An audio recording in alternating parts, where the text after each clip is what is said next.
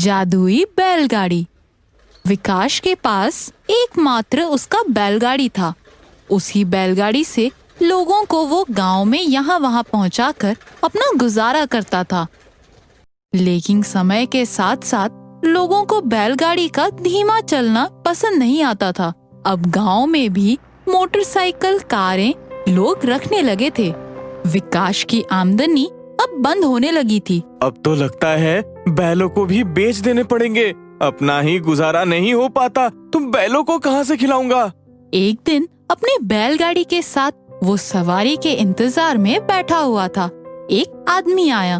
भाई, मुझे एक जगह जाना है, लेकिन मेरे पास पैसे नहीं है, तुम मुझे पहुंचा दोगे? विकास राजी हो गया। जरा रुक जाओ, 2-4 सवारी और मिल जाए तो चलेंगे। कुछ देर में 2 सवारी और मिल गई और विकास ने बैलगाड़ी बढ़ा दी। सारे सवारियों को पहुंचाने के बाद तुम्हें कहाँ छोड़ूं? मुझे भी यहीं उतार दो, मैं तुम्हारे पैसे कभी और दे दूंगा। अच्छा, कोई बात नहीं। रात में विकास गहरी नींद में था। उसे लगा कि कोई उसे पुकार रहा है। उसकी आंखें खुल गई। उसने देखा उसके घर में एक सुंदर सा सांड सजकर खड़ा है। उसके चारों तरफ प्रकाश फैली हुई है। विकास एक सांड को बोलता सुनकर घबरा गया। विकास, घबराने की कोई जरूरत नहीं। मैं भगवान शिव जी का वाहन नंदी हूँ। मैं तुमसे बहुत प्रसन्न हूँ।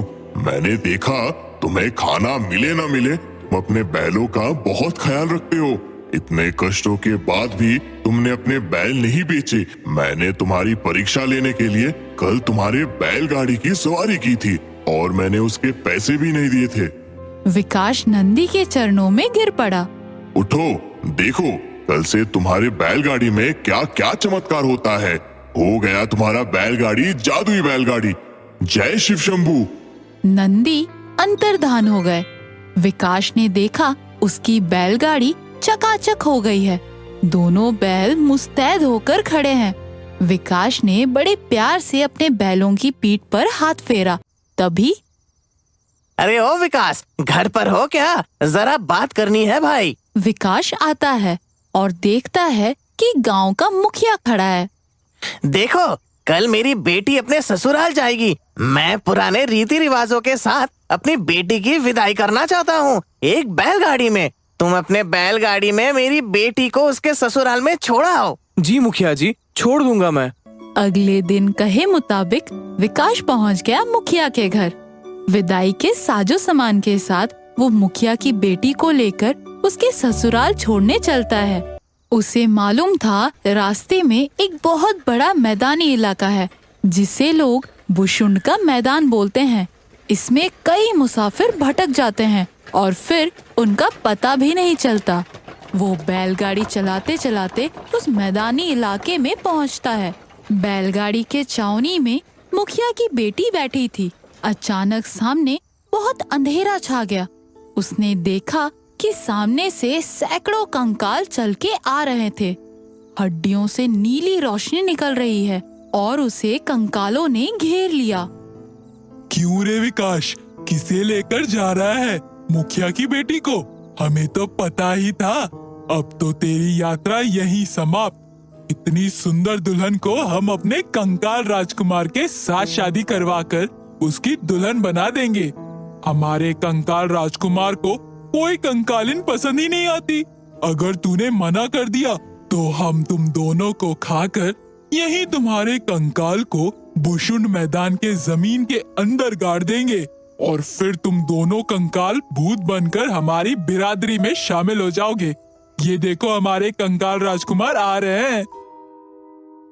विकास ने देखा सर पर सोने का मुकुट पहने एक कंकाल आ रहा है। उसे समझ नहीं आ रहा था कि वो क्या करे। तभी चमत्कार हो गया।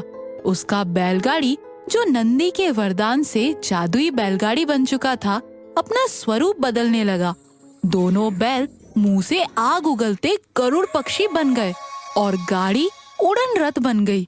उड़ते उड़ते दोनों गरुड़ पक्षियां अपने मुंह से आग वर्षा कर कंकालों को जलाते जा रहे थे। जब उन्होंने कंकाल राजकुमार को जलाने के लिए निशाना बनाया, तब कंकाल राजकुमार भागता हुआ आया। हमें माफ कर दो, हमसे गलती हो गई। अब से कोई कंकाल इस रास्ते से गुजरते यात्री को मारकर कंकाल नहीं बनाएगा। हम तुम्हें अपने सजा के तौर पर बहुत सारा धन दौलत दे रहे हैं। मेरे बेटे को छोड़ दो। गरुड़ शांत होकर फिर से बैल बन गए। कंकाल राज ने वादे के अनुसार बहुत सारा धन दौलत विकास को दिया। विकास मुखिया की बेटी को सही सलामत उसके ससुराल छोड़कर आ गया। अब विकास अपने जादुई बैलगाड़ी के साथ पशु पक्षियों की खूब सेवा करता है। द प्लैंचेट। दरवाजे पर जोरों से ठक ठक हो रही थी। डोरबेल भी बजने लगी।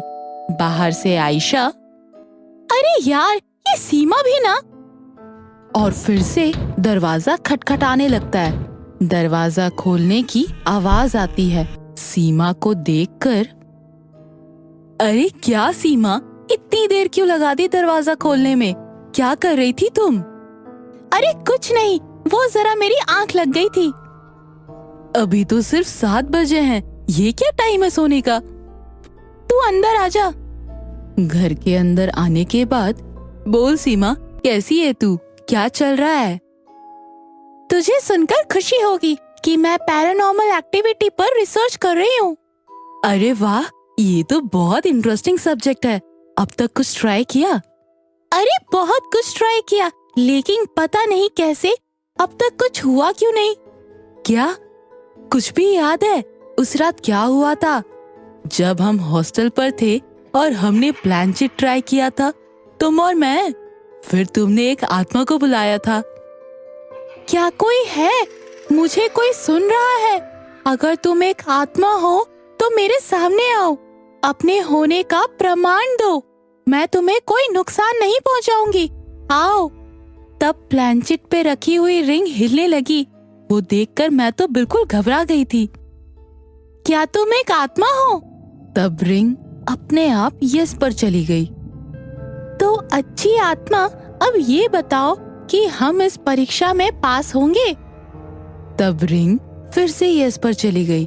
फिर, अच्छा, हमारा काम हो गया, अब तुम जाओ। तब रिंग बाएं पे चली गई।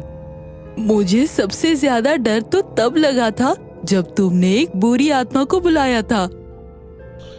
मुझे कोई सुन रहा है? अगर तुम एक आत्मा हो तो मेरे सामने आओ, अपने होने का प्रमाण दो। आ जाओ सामने, आ जाओ। तब प्लैंचेट पे रखी रिंग जोर जोर से हिलने लगती है और वो देखकर मैं पसीना पसीना हो गई थी। क्या तुम एक बुरी आत्मा हो? तब रिंग यस पे चली गई। तो बताओ, यहाँ क्यों आई हो? तब रिंग MURDER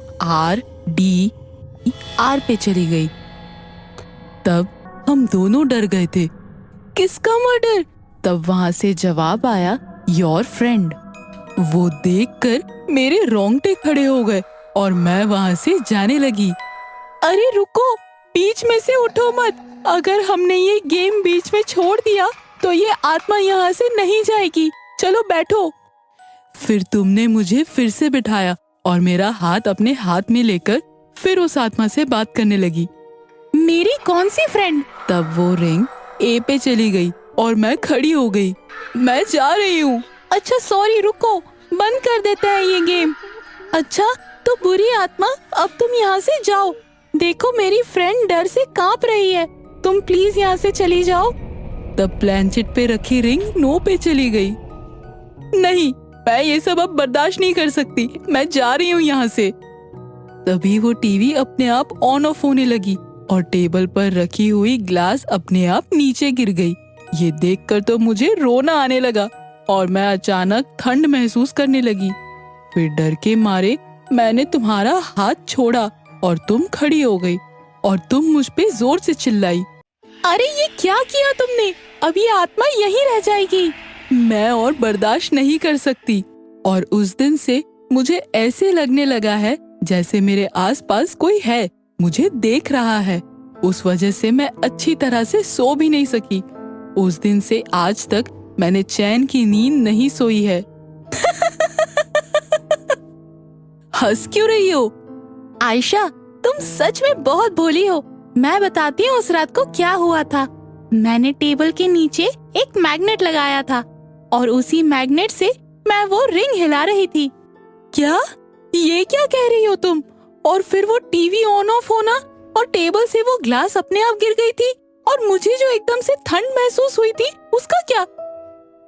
अरे, मैंने तुम्हें डराने के लिए पहले से ही वो टीवी और एसी का रिमोट टेबल पर रखा था और टेबल के नीचे से मैं ही रिमोट को ऑपरेट कर रही थी और टेबल के नीचे पैर लगाकर मैंने ही वो ग्लास नीचे गिराई थी। क्या सीमा, तुमने ये सब किया? मैं तुम्हें मार डालूंगी। अरे, मैंने मजाक किया था। चलो अब सुबह शॉपिंग पे जाना है ना, सो जाते हैं। हाँ, आज बहुत दिनों के बाद चैन की नींद सोऊंगी। और फिर दोनों सो जाती हैं। अगले दिन शॉपिंग मॉल में, ये देखो आयशा, ये ड्रेस कैसी है? अच्छी है, ले ले तू। ये मैं तेरे लिए ले रही हूँ। नहीं नहीं, मैं ऐसे ड्रेस नहीं पहनती। अरे ट्राई तो कर ले। फिर आयशा आईने के सामने आती है। अरे, तू आईने में दिख क्यों नहीं रही है आयशा? और सीमा बहुत डरने लगती है। सीमा के पीछे से आकर उसके कान में, याद कर, कल रात दरवाजा खोलने के लिए तुझे देर क्यों लगी थी? तू सोई नहीं थी, तब तू प्लान-चिट कर रही थी और एक बुरी आत्मा को बुला रही थी। भूत हैं सीमा, और बुलाने पर आते भी हैं।